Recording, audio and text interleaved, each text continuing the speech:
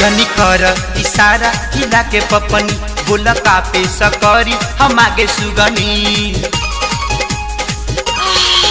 जनी कर इशारा हिला के पपनी बोला कापे सकरी हम आगे सुगनी। जनी दिल पर चलावा छुरी, जनी दिल पर चलावा छुरी। ए बंगाल के कुड़ी आलू खैबू की पूरी। ए बंगाल के कुड़ी आलू खैबू की पूरी। ए बंगाल के कुड़ी आलू खैबू की पूरी।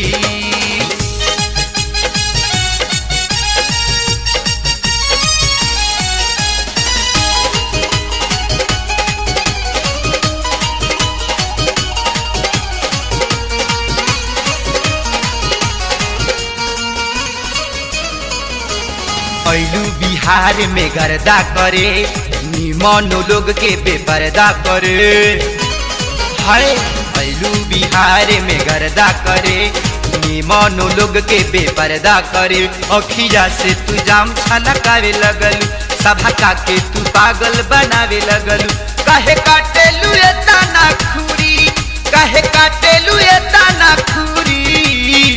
ए बंगाल के कुड़ी आलू खैबू की पूरी। ए बंगाल के कुड़ी आलू खैबू की पूरी।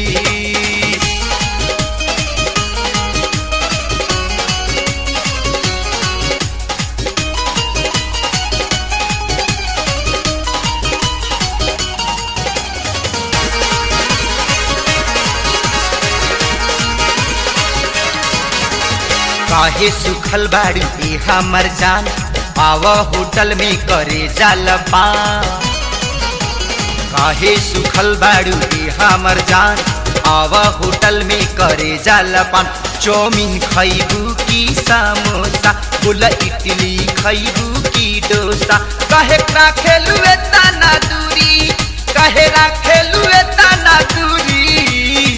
ए बंगाल के कुड़ी आलू खैबू की पूरी।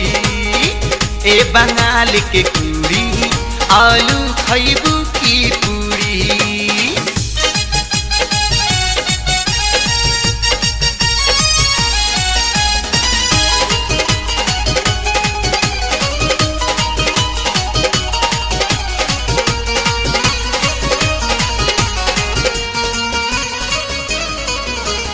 अमरेंद्र अर्पण से सटल रहा, एक भर खियाएम तू डटल रहा।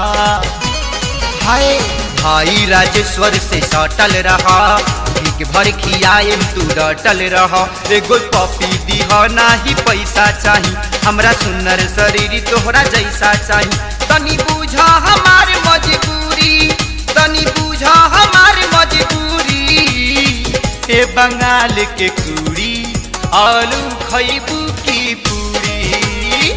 ए बंगाल के कुड़ी आलू खैबू की पूरी। जनी कर इशारा हिला के पपनी बोला कापे सकरी हम आगे सुगनी। जनी दिल पर चलावा छुरी, जनी दिल पर चलावा छुरी।